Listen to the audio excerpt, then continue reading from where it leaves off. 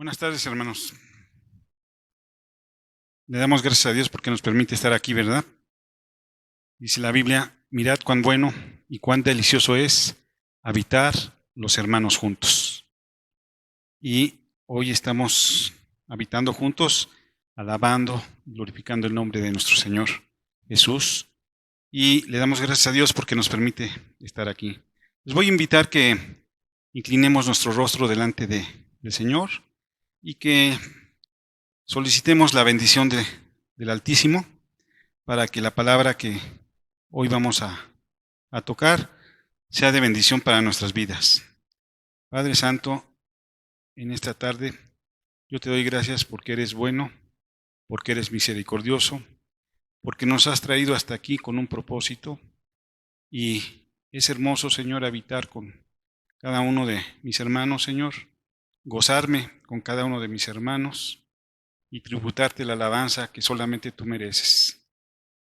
Gracias, Señor, porque también quieres hablarnos a través de tu palabra y quieres enseñarnos a todos acerca de las bienaventuranzas que tú nos has dejado en este libro maravilloso, Señor. Te bendecimos y pedimos la unción de tu Santo Espíritu. En el nombre de Jesús. Gracias. Amén. ¿Cuántos saben que vivimos en un mundo caído? Un mundo en crisis. Crisis en todos los aspectos, ¿verdad? Crisis en materia política, en materia económica, en materia social. Y la mala noticia es que parece que no hay por dónde, ¿verdad? O sea, la palabra se está cumpliendo al pie de la letra y este mundo vive en corrupción, en maldad, en muerte, en destrucción. No es posible que hoy, por ejemplo, por solo citar un ejemplo, se pretenda nominar a un hombre vestido de mujer como mejor actriz, ¿no? O sea, eso parece que va en contra del sentido común, pero así es, 13 nominaciones y el mundo aplaude eso. Hombres vestidos de mujeres, hombres que se meten en los baños de las niñas y parece que es común. Vivimos un tiempo de progresismo avasallador, donde si tú piensas diferente o piensas conforme los planteamientos que establece la Biblia, eres un retrógrada, eres una persona atrasada, una persona inclusive ofensiva para aquellos que quieren ver la vida de una manera diferente. Entonces, hoy nos asustamos por tanta muerte, tanta destrucción, el tejido social se está descomponiendo, pero la buena noticia es que siempre hay un remanente y que la iglesia de Cristo es ese remanente que da luz, que da esperanza a todos aquellos que todavía buscan tener una relación con Dios. Y por eso, leyendo la palabra de Dios, el tema de esta tarde se llama liderazgo eficaz. Y muchos dirán, ¿la palabra líder se encuentra en la palabra de Dios? Y me dirían, pues no se encuentra, ¿no? Como tampoco la palabra Trinidad se encuentra en la palabra de Dios y creemos en la Trinidad, ¿no? En Dios Padre, Hijo y Espíritu Santo. Pero ¿qué es un líder o qué es el liderazgo? El liderazgo es la capacidad de influir, motivar y guiar a otros hacia el logro de objetivos comunes. Un buen líder no solo dirige, sino que también inspira y apoya a su equipo, fomentando un ambiente de colaboración y confianza. Y podríamos seguir evocando muchos conceptos y definiciones de liderazgo, pero veamos qué nos dicen las Escrituras. Y encontramos 3 principios de liderazgo bíblico. El primer principio es el servicio. Un líder es un servidor. El liderazgo, según la Biblia, está basado en el servicio a los demás. Jesús es el mejor ejemplo de servicio. Nosotros lo podemos encontrar en Mateo 20:28, cuando señala, como el Hijo del Hombre no vino para ser servido, sino para servir y para dar su vida en rescate por muchos. El Hijo del Hombre no vino a ser servido, sino a servir. No tenía un título, ¿verdad? A veces el hombre, el ser humano, busca títulos, puestos, cargos. Yo no digo que son malos, pero eso no es el fin. El fin de un líder, un principio de un líder, es que se convierte en un servidor. ¿Sí? No ve por lo suyo propio, ve por lo de los demás. Y hoy necesitamos ese tipo de líderes, no solamente en la iglesia. Necesitamos líderes en el ámbito político, social, económico, que realmente pretendan servir a su comunidad. Que no se sirvan de la comunidad, sino que sirvan a la comunidad. Otro principio bíblico de liderazgo es la humildad. Los líderes bíblicos muestran su humildad y reconocen que su autoridad proviene ¿de quién?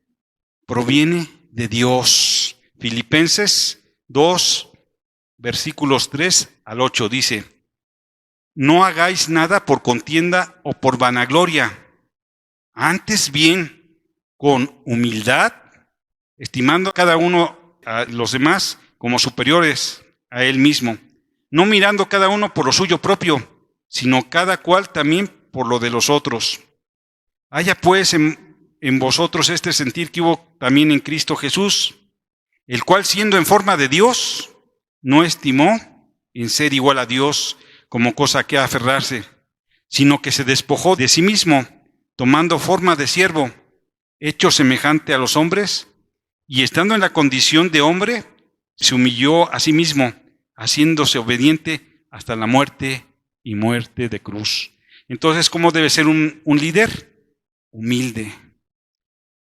Y no hacer nada por contienda ni por vanagloria. Hoy tenemos muchos líderes que actúan por vanagloria, que dicen, yo soy, yo puedo, yo digo, yo proclamo, yo señalo, pero debemos de reconocer que un buen líder reconoce que todo proviene del Señor. Y todo es para el Señor, incluyendo todo lo que somos, todas nuestras pertenencias, todo lo que tenemos, en realidad no nos pertenecen, hermanos. Le pertenecen al Altísimo, al Señor, al Rey de Reyes y Señor de Señores. Y a veces los seres humanos actuamos como si fuéramos propietarios de las cosas.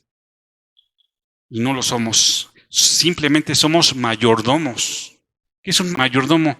Un administrador. ¿Tienes tu casa?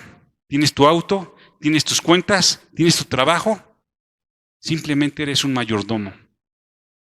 Todo le pertenece al Señor. Entonces, debemos tomar en cuenta este principio de liderazgo, que es la humildad. No hacer nada por contienda ni por vanagloria. Antes bien, ser humildes. Y el tercer principio, hermanos, es la integridad. La Biblia enfatiza la importancia de la honestidad y la integridad en el liderazgo. Proverbios 11:3. La integridad de los rectos los encaminará, pero destruirá a los pecadores la perversidad de ellos. ¿Qué es la integridad? Cuando hay congruencia entre lo que digo y lo que hago.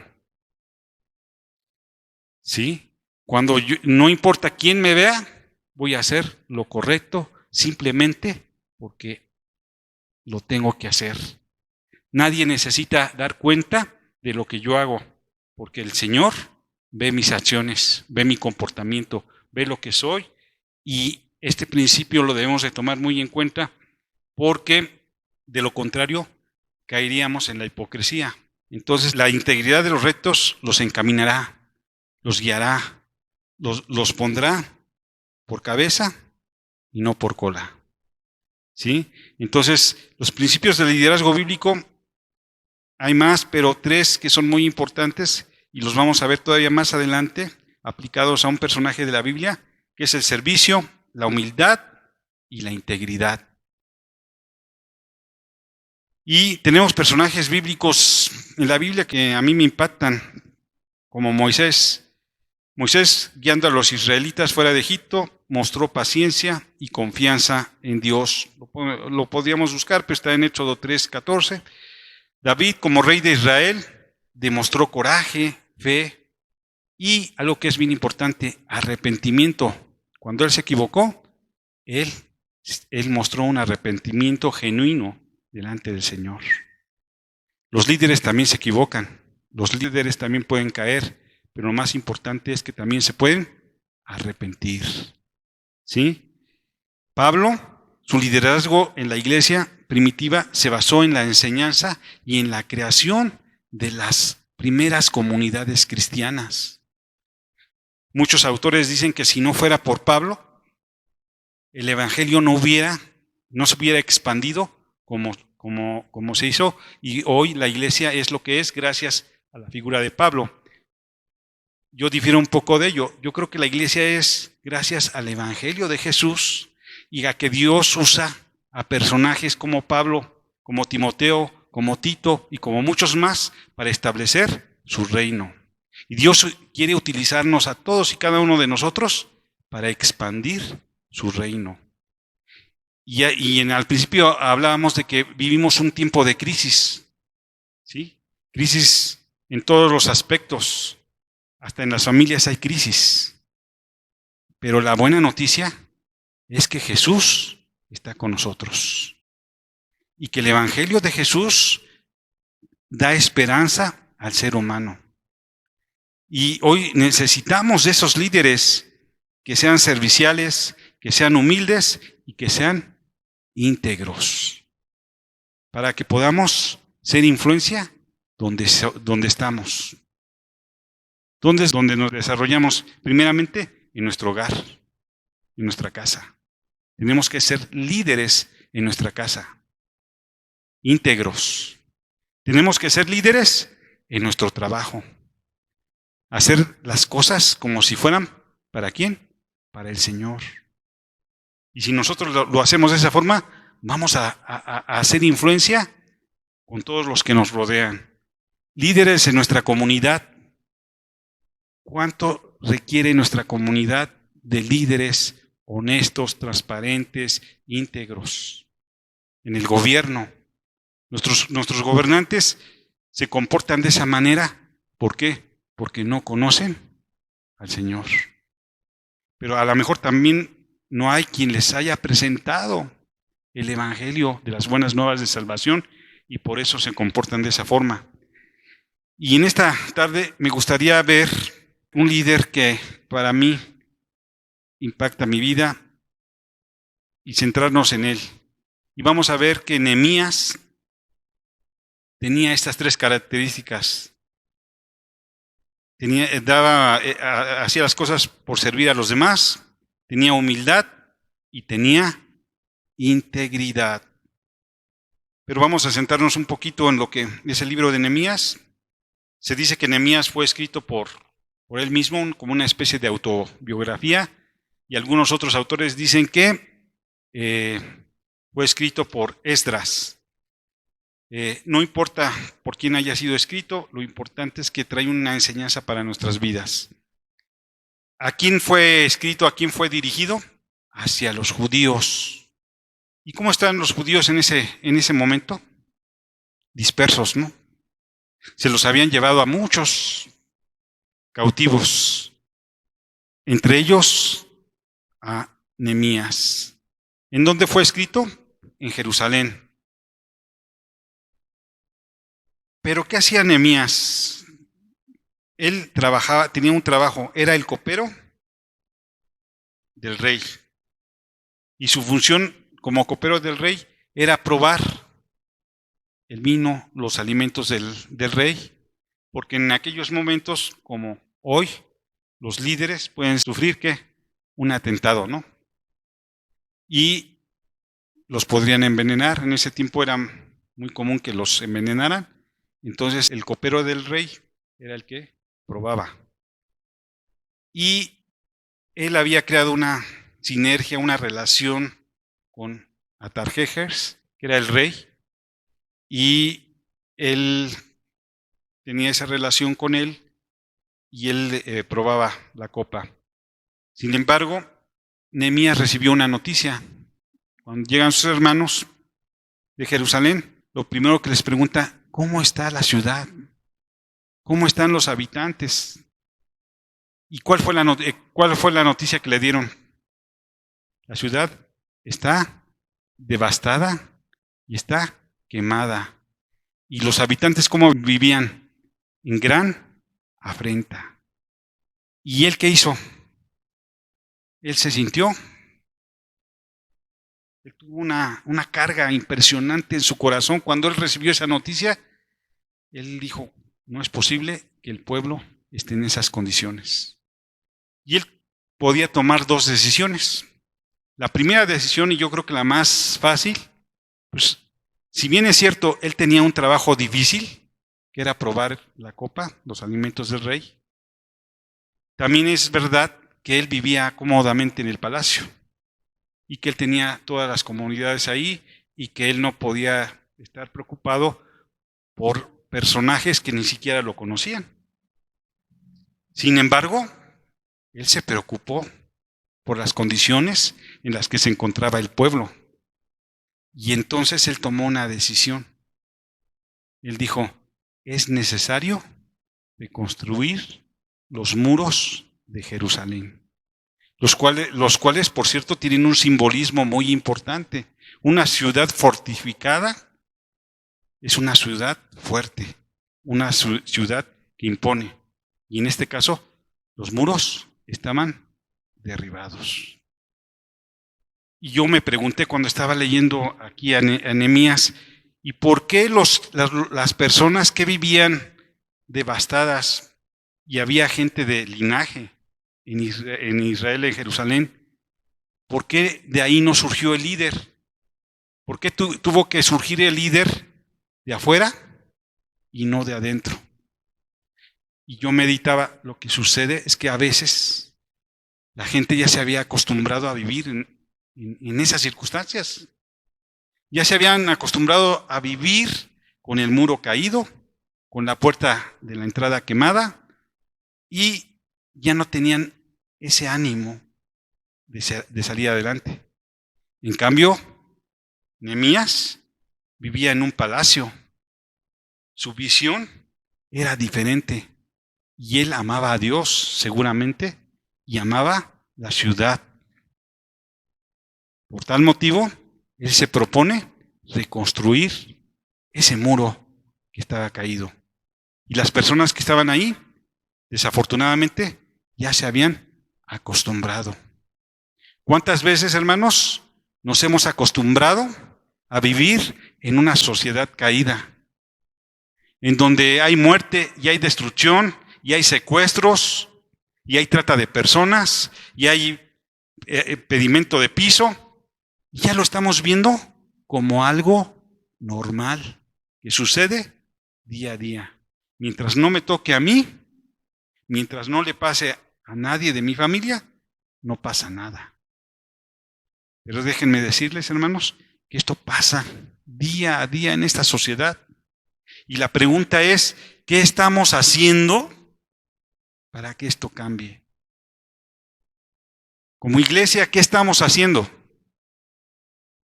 Cuando solamente el 2% de la población de una iglesia comparte el evangelio y el 98% asistimos a lo mejor nomás al culto. Esas personas que secuestran, esas personas que matan, esas personas que hacen trata de personas, esas personas que roban y delinquen, también tienen necesidad de conocer al Altísimo. También tienen necesidad de proceder al arrepentimiento y doblegar sus rodillas ante el Señor de señores y Rey de reyes. Pero ¿quién les va a presentar a Jesús? ¿Los pastores? hacen su labor, pero la labor es de toda la iglesia. La iglesia somos la sal de la tierra. La iglesia somos la luz del mundo. Y es necesario que se levanten líderes con estos principios para poder impactar a nuestra sociedad, como lo hizo Nehemías. Nehemías tuvo una visión clara y precisa de lo que necesitaba. Nehemías tuvo su visión muy precisa de reconstruir los muros de Jerusalén. Nehemías 2:5.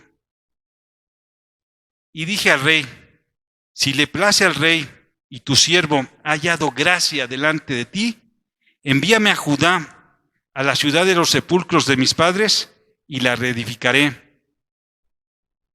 Llevó a cabo esta misión a través de una planificación cuidadosa y una ejecución decidida.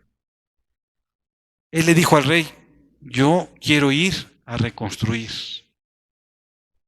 Pero saben, hermanos, cuando él le dice al rey que va a reconstruir los muros, él ya llevaba un plan. Porque cuando le pregunta al rey, bueno, ¿y qué necesitas? Él no dijo, pues déjame ver, déjame pensar, voy a consultar con la almohada. No, él le dijo claramente todo lo que necesitaba. ¿Y este rey se lo concedió? Es increíble, ¿no? Ese rey tenía temor de Dios, conocía a Dios. Pues no lo conocía. Y a veces Dios utiliza personas inclusive que no conocen a Dios para que el reino de los cielos se expanda aquí en la tierra. Y tú dices, bueno, ese gobernante es muy malo, pero nos abrió la puerta. Sí, Dios lo utilizó. Pero Dios utiliza cuando tenemos la visión clara de a dónde queremos llegar. Y cuando existe un plan bien definido de lo que pretendemos hacer. Nehemías tenía muy claro lo que él quería hacer. Y algo que es muy importante, él tenía una dependencia de Dios. Nehemías demostró su dependencia de Dios ¿a través de qué? A través de la oración constante. Nehemías 1, del 4 al 11. Cuando oí estas palabras, me senté y lloré, e hice duelo por algunos días, y ayuné y oré delante del Dios de los cielos. ¿Qué hizo? Oró y ayunó delante del Dios de los cielos. Te ruego, oh Jehová, Dios de los cielos, fuerte, grande y temible, que guarda el pacto y la misericordia a los que le aman y guardan sus mandamientos. Oró al Dios de los cielos, ayunó, pero reconoció la grandeza de su Señor. Reconoció los atributos naturales del Señor y también sus atributos morales.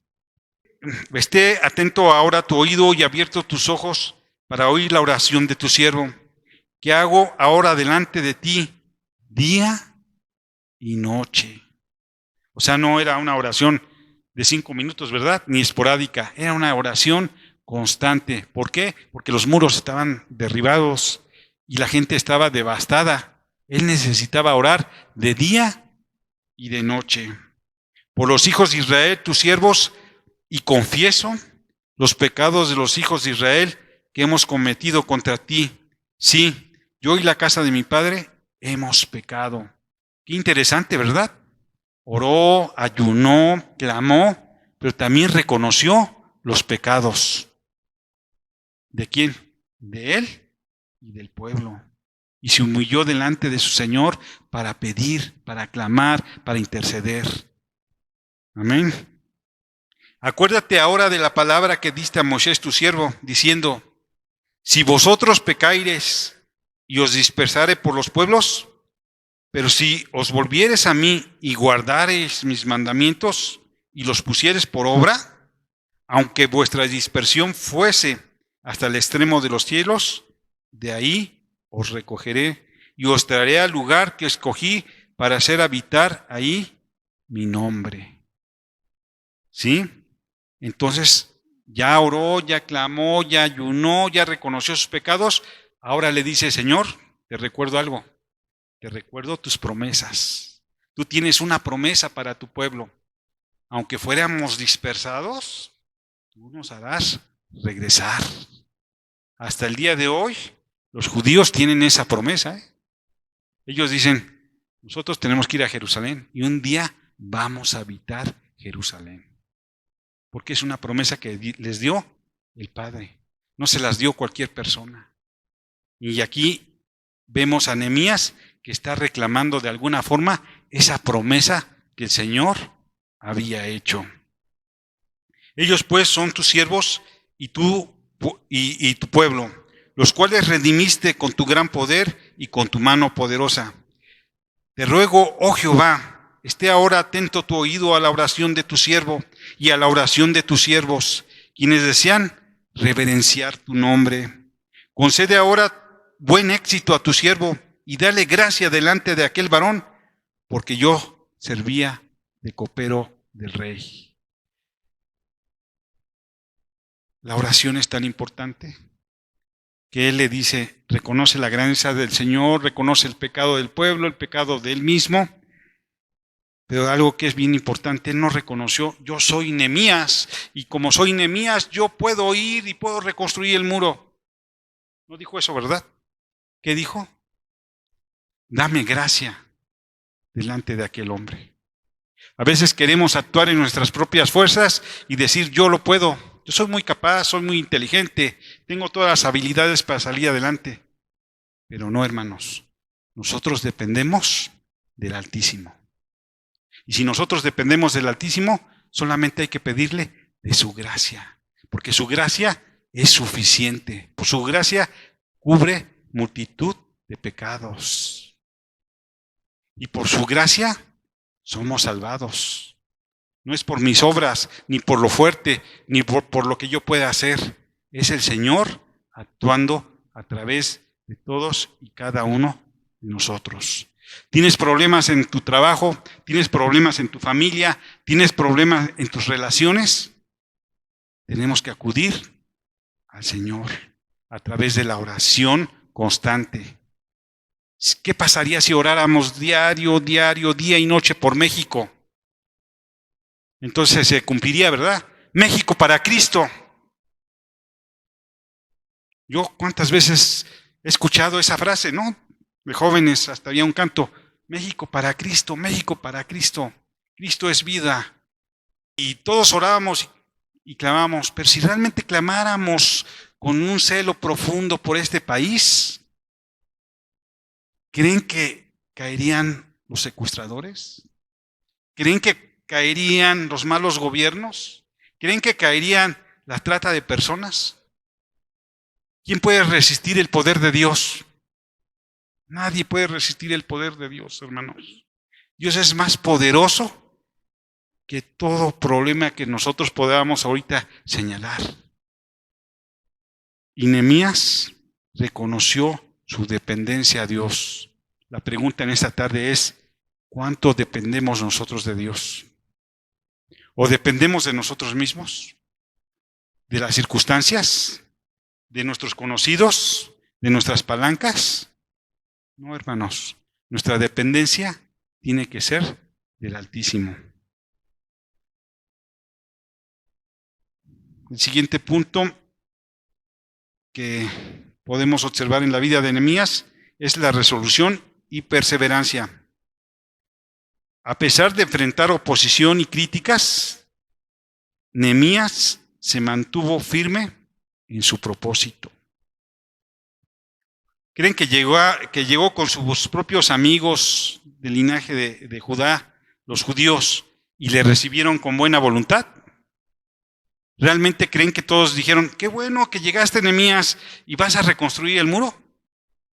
Le echaron porras, le dijeron, aquí tienes un brazo poderoso junto con el tuyo para que levantemos el muro. No, hermanos, Nehemías tuvo oposición de su propio pueblo. Lo vamos a checar así rápidamente en Nehemías 4 del 1 al 3. Dice que cuando oyó Sanbalat que nosotros edificamos el muro, se enojó. ¿Y qué pasó? Y se enfureció en gran manera. E hizo escarnio ¿de quién? De los judíos. Y habló delante de sus hermanos y del ejército de Samaria y dijo: ¿qué hacen estos débiles judíos? ¿Se les permitirá volver a ofrecer sus sacrificios? ¿Acabarán en un día? ¿Resucitarán de los montes del polvo las piedras que fueron quemadas? Y estaba junto a él Tobías amonita, el cual dijo: lo que ellos edifican del muro de piedra, si subiera una zorra, lo destruiría. O sea, hasta burlones fueron con Nehemías. Seguramente estos judíos van a reconstruir su muro en un día. O la zorra, si se sube una zorra, la va a destruir, ¿no? O sea, realmente eran sarcásticos y burlones. ¿Eso hizo volver atrás a Nehemías? Él fue constante y perseverante en la visión que Dios, su Señor, le había dado. Entonces la oposición es terrible. En el capítulo 6 dice: cuando oyeron Sanbalat y Tobías, Gesén el árabe y los demás de nuestros enemigos, que yo había edificado el muro y que quedaba en el portillo, aunque hasta aquel tiempo no había puesto las hojas de las puertas, Sanbalat y Gesem enviaron a decirme: ven y reunámonos en alguna de las aldeas en el campo de Ono. Mas ellos habían pensado hacerme mal. Y les envié mensajeros diciendo: yo hago una gran obra y no puedo ir, porque cesaría la obra dejándola yo para ir a vosotros. Y enviaron a mí con el mismo asunto hasta 4 veces, y yo les respondí de la misma manera. Ellos querían distraer la atención de Nehemías y lo estaban invitando a platicar con él, entre comillas, pero en realidad le buscaban hacer mal. Nehemías no se distrajo de la visión. Su visión era reconstruir el muro y él estaba enfocado en cumplir la obra. Y a pesar de que 4 veces lo invitaron a platicar, él dijo: no, porque yo tengo una obra muy importante que realizar. Hermanos, no nos dejemos distraer por los afanes, por las situaciones de la vida. Mucha gente, inclusive de nuestra familia o de nuestros amigos, de nuestros seres queridos, van a querer distraernos del propósito divino. Pero nosotros debemos permanecer firmes en la roca, en la piedra angular, que es Jesús. Y no desviarnos ni a diestra ni a siniestra. Puestos los ojos en el autor y en el consumador de la fe. Como Pablo corría la carrera y no había pretendido alcanzarlo todo, pero él hacía una sola cosa. ¿Qué hacía? Persistía y perseguía, ¿sí? Y por eso logró establecer muchas iglesias en el Medio Oriente, y hoy nosotros somos producto de ese gran esfuerzo evangelístico que él realizó. Entonces, no nos dejemos guiar por lo que le diga la gente. Cuando alguien hable mal de ti en tu trabajo o en donde tú te desenvuelvas, tú no te enfoques en estarles pretendiendo contestar. No vale la pena. Enfócate en lo principal, en el proyecto de vida que tú quieres realizar y lo que Dios ha puesto en tu corazón, para que no nos desviemos con cualquier rumor. Cuando alguien habla mal de ti, déjalo pasar. Al final de cuentas, cuando alguien te señala con un dedo, 3 apuntan en contra de él. Cuando alguien tira veneno en contra de otra persona, pues realmente solamente está dañando a esa persona. Nehemías no hizo caso a lo que le estaban diciendo y se enfocó en ver lo que estaba por delante. En el versículo 8 dice: entonces envié yo a decirle: no hay tal cosa como dices, sino que de tu corazón tú lo inventas, porque todos ellos nos amedrentaban diciendo, se debilitarán las manos de ellos en la obra y no será terminada. Ahora pues, oh Dios, fortalece tú mis manos. Tremendo, ¿verdad? Ellos le apostaban a que él desistiera de hacer lo que Dios le había propuesto, pero él en cambio dijo, fortalece, Señor, la obra de mis manos. Y es lo que yo creo que todos y cada uno de nosotros debemos de hacer. Señor, fortalece la obra de mis manos ahí en mi escuela, ahí en mi trabajo, ahí en mi familia, allí en mi sociedad. Fortalece las obras, la obra de mis manos. ¿Para qué? Para que sea de bendición para los demás. No mirando por lo mío propio, sino mirando por lo de todos en común. Amén. Siguiente punto. Nehemías tuvo motivación y delegación. Nehemías motivó al pueblo de Jerusalén a trabajar juntos para reconstruir el muro. Nehemías 2, del 17 al 18. Les dije pues, vosotros veis el mal en que estamos, que Jerusalén está desierta y sus puertas consumidas por el fuego. Venid y edifiquemos el muro de Jerusalén y no estemos más en oprobio. Entonces les declaré cómo la mano de Dios había sido buena sobre mí, y asimismo las palabras que el rey me había dicho, y dijeron, levantémonos y edifiquemos. Así esforzaron sus manos para el bien. Nehemías motivó al pueblo, les hizo conciencia de la situación en la que se encontraban. Primero les hizo conciencia de que la ciudad estaba consumida y derribada, y que la gente estaba en oprobio. ¿Sí? Primero hizo conciencia de cómo estaban, y entonces también les da testimonio.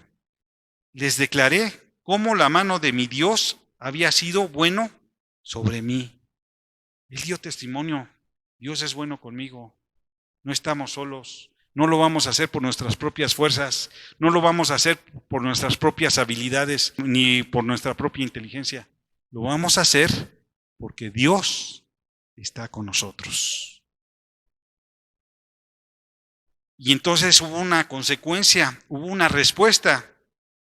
¿Qué dijeron? Levantémonos y edifiquemos. Así esforzaron sus manos. ¿Para qué? Para el bien. La gente se convenció, y una vez que la gente está convencida, se esfuerza para el bien. Entonces, queremos un buen libro de motivación. Yo no estoy en contra de que leamos libros de motivación ni de superación personal, pero si queremos realmente ser inspirados por alguien que vivió algo tan trascendente como lo fue Nehemías, leamos. Aquí encontramos la mejor motivación.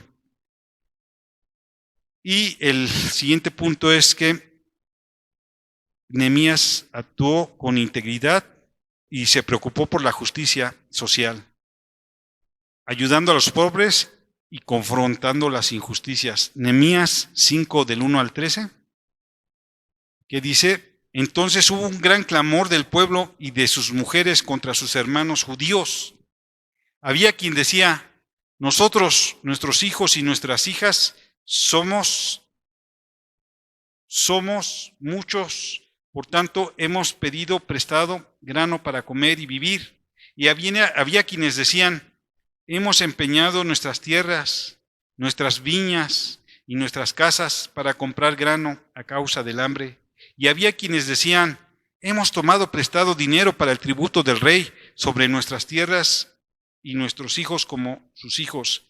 Y he aquí que nosotros dimos nuestros hijos y nuestras hijas en servidumbre, y algunas de nuestras hijas lo están ya, y no tenemos posibilidad de rescatarlas, porque nuestras tierras y nuestras viñas son de otros. ¿Quién creen que estaba abusando de esta situación? ¿Los extranjeros? No, hermanos, eran los propios judíos de cierto linaje que se aprovechaban de la situación y les prestaban dinero con intereses. Se quedaban con sus tierras. O sea, era increíble y muchos de ellos ni siquiera prestaron a las personas para el trabajo. Tan es así que habla de mujeres, las hijas de estos príncipes, ellas se ofrecieron para trabajar, para levantar los muros, ¿sí? Entonces aquí Nehemías se enoja grandemente, ¿no? Porque dice, no es posible que esto esté sucediendo. Y en el versículo 6 dice, y me enojé en gran manera cuando oí su clamor y estas palabras. Entonces lo medité y reprendí a los nobles y a los oficiales y les dije, ¿exigís en interés cada uno a vuestros hermanos?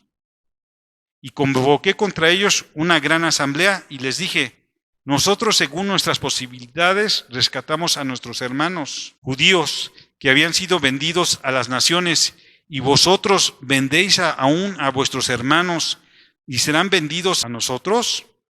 Y callaron, pues no tuvieron que responder.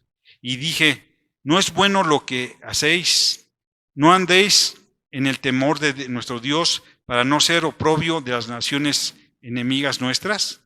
También yo y mis hermanos y mis criados les hemos prestado dinero y grano, y quitémosles ahora este gravamen. Como les decía, la opresión aquí no venía del exterior, venía de ellos mismos, al grado de que habían entregado a sus hijas como esclavas. Por eso Nehemías se enojó grandemente y los reprendió y les dijo, lo que están haciendo no es justo y no es correcto.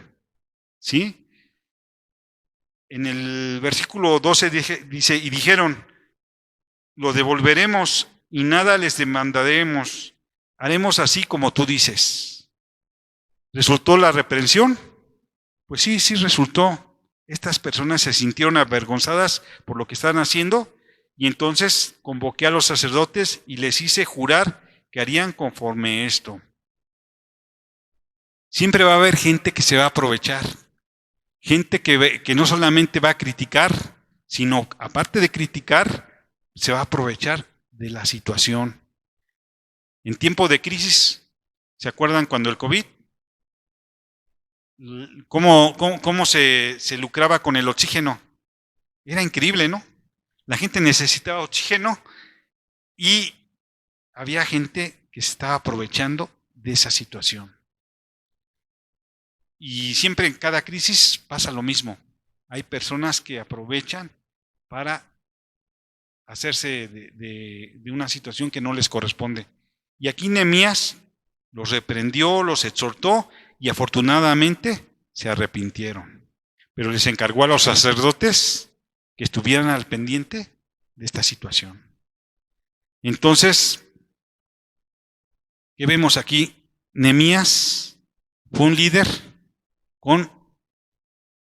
que desarrolló los principios de servicio, ¿cierto? Él no se sirvió a sí mismo y él pudo haber permanecido siguiendo como copero del rey, pero él tomó la visión de ir a reconstruir un muro. Fue íntegro, había congruencia entre lo que decía y lo que hacía. Tan es así que no se dejó sorprender por todos aquellos que querían distraerlos. ¿Y en cuánto tiempo se construyó el muro, hermanos? ¿Alguien sabe? ¿Saben en cuánto tiempo se reconstruyó el muro? En 52 días. En 52 días, un hombre que determinó tomar la visión que Dios le había dado, reconstruyó el muro de Jerusalén. Un muro que simboliza algo muy importante para el pueblo judío, para el pueblo de Dios. Solamente se enfocó en lo principal. Se enfocó y no permitió ninguna distracción. Nehemías oró y planificó antes de acercarse al rey para pedir permiso y reconstruir Jerusalén. Antes de tomar una decisión en la vida, necesitamos doblar nuestras rodillas delante de Dios. Inclusive para un trabajo. Cualquiera va a decir, pues, necesito el trabajo, ¿no? O sea, no. Primero hay que orar y decir, Señor, ¿tú quieres que yo tome este trabajo? Señor, ¿tú quieres que yo tome este asunto? Señor, ¿tú quieres que yo me relacione con tal persona? Señor, ¿tú quieres que yo tenga una sociedad con tal persona? A veces no le preguntamos a Dios y al rato nos estamos quejando. ¿Por qué? Porque resulta ser que me asocié con una persona y ¿qué creen? Me llevó al baile, ¿no? Me defraudó, me transó. Pero la pregunta es, ¿oraste antes o no? Entonces, antes de tomar cualquier decisión importante en la vida, necesitamos doblar nuestras rodillas y pedirle a Dios el consejo divino. Ahora ya oré, ya clamé, ya intercedí. Ahora necesito un plan, ¿no? ¿O solamente voy a andar por la vida caminando? No. Nehemías, cuando se presentó con el rey, él presentó un plan muy definido de lo que quería hacer, lo que quería lograr y lo que necesitaba para lograrlo. En diferentes aspectos de nuestra vida, nosotros necesitamos planear qué pretendemos, a dónde pretendemos llegar, cómo lo vamos a lograr y qué vamos a necesitar. ¿Okay? Y debemos estar dispuestos a enfrentar la oposición, de enfrentar la crítica. Cuando tú quieres hacer algo para el Señor o para tu persona, puede ser que te enfrentes a mucha oposición, que te digan, tú no puedes, tú no eres capaz, tú no lo vas a lograr, tú no tienes las herramientas, tú no tienes las cualidades, tú no tienes las habilidades. Pero recuerda que nosotros no dependemos de nosotros mismos, sino dependemos de la gracia del Señor. ¿Sí? Y la gracia del Señor es suficiente. Y Dios nos puede dar gracia delante de los hombres, delante de los reyes, delante de cualquier situación. Dios nos puede dar gracia hasta que sobreabunde. ¿Va a haber oposición? Sí, sí va a haber oposición. Ahora bien, ¿te vas a distraer con aquellos que te quieran quitar la visión que tú tienes? No, hermanos, no nos podemos dejar distraer de lo que pretendemos. Si tú ya tienes definido qué es lo que quieres hacer, a dónde quieres llegar, tenemos que enfocarnos y trabajar en ello. Que vienen voces y te dicen, ven mejor aquí, mejor vamos acá. No, yo no me voy a distraer del objetivo que ya planteé. Amén. Y algo que es bien importante, trabajar en equipo. Qué difícil es en nuestros países latinoamericanos y en nuestra nación trabajar en equipo. En esta nación somos muy buenos en muchas cosas, en lo individual, ¿verdad? Y podemos citar aquí en el deporte, en la ciencia, en la cultura, hay grandes ejemplos de personas que han destacado. Pero difícilmente podemos señalar que se haya destacado un equipo. Nos cuesta trabajo. ¿Saben por qué nos cuesta trabajo? Porque somos egoístas. Porque miramos por lo de uno propio, por mi interés personal. Pero no miramos por el interés común. ¿Qué hacen nuestros gobernantes? Nuestros gobernantes ven por el interés común. Muchas veces, a lo mejor algunas veces sí, pero en muchas otras no ven por el interés común. Ven por el interés personal. Y por eso nuestras naciones viven en constante crisis económica, crisis social, crisis de valores, crisis de principios, crisis en la familia, crisis en los matrimonios. Hoy un matrimonio, ¿cuánto dura? El promedio era 5 años, pero según la última estadística es 3 años. Es increíble que les llaman matrimonios de cristal, ¿verdad? ¿Por qué? Porque rápido se van a desbaratar, a romper. Es terrible lo que está pasando en la sociedad, pero Dios nos está demandando a la iglesia que se levanten líderes. Líderes conforme el corazón del Señor. Íntegros, honestos, con una visión clara de lo que Dios quiere hacer. Y la pregunta en esta tarde, ¿quieres tomar ese liderazgo? No es un puesto, ya dijimos. En la iglesia no se reparten puestos ni cargos, sino la gente que quiere servir al Rey de Reyes y al Señor de Señores. Amén.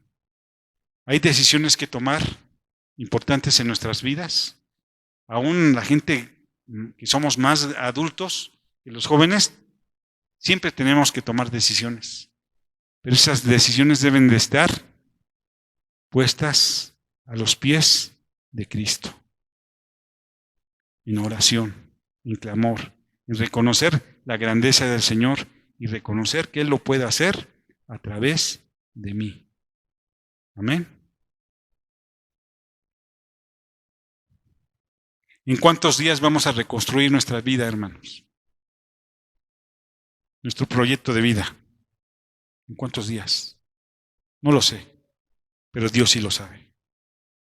Pero también Dios lo puede hacer, pero depende de la decisión que nosotros querramos tomar. ¿Quién quisiera ser líder? Nuestra sociedad lo requiere, hermanos. Nuestro trabajo lo requiere. Nuestra familia lo requiere. Nuestro gobierno lo requiere. Nuestra iglesia lo requiere. Amén. Pues oremos al Señor. Y si en esta tarde Nehemías ha representado algo para ti en tu vida, yo te invito a que inclines tu rostro delante del Señor y podamos pedir juntos que la gracia del Señor nos ilumine, que la gracia del Señor nos sustente, que la gracia del Señor nos lleve a cumplir con ese proyecto, con ese propósito, con ese llamado que Dios nos ha hecho en algún momento, en algún instante de nuestras vidas y que Él quiere cumplir. Inclinemos nuestro rostro. Padre Santo, te damos gracias porque tú nos muestras a través de tu palabra lo que es un líder conforme a tu corazón, eficaz. Un líder que quiera servir sin esperar nada a cambio. Un líder que quiera ser honesto a pesar de las circunstancias. Un líder que quiera ser íntegro en todo lo que hace, en todo lo que emprende, en todo lo que realiza.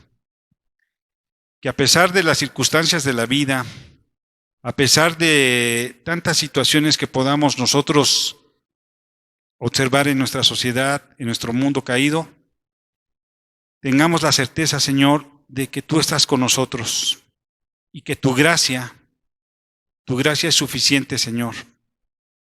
Danos de tu gracia, la necesitamos, Padre. Reconocemos que por nuestras propias fuerzas no lo podemos lograr, que por nuestras propias fuerzas no podemos hacer muchas cosas, ni restaurar, ni restituir muchas situaciones, pero solamente en tu gracia es posible, porque tú derramaste tu sangre en la cruz del Calvario, Señor, para redimirnos, para salvarnos y para darnos un nuevo enfoque de vida, Señor. Ayúdanos a cumplir con ese llamado que en algún momento nos has dado, Señor, a todos y cada uno de nosotros, a cumplir con ese propósito para el cual fuimos llamados, Señor. Sabemos que tú eres soberano y que tienes el control de todas las cosas. Pero también sabemos, Padre, que tú le has dado al hombre la libertad de elegir. Y en esta tarde, Señor, queremos elegir seguirte a ti, Señor, sobre todas las cosas. Amarte a ti sobre todas las cosas, Padre. Te bendecimos, Señor, y te damos gracias. En el nombre de Jesús. Amén.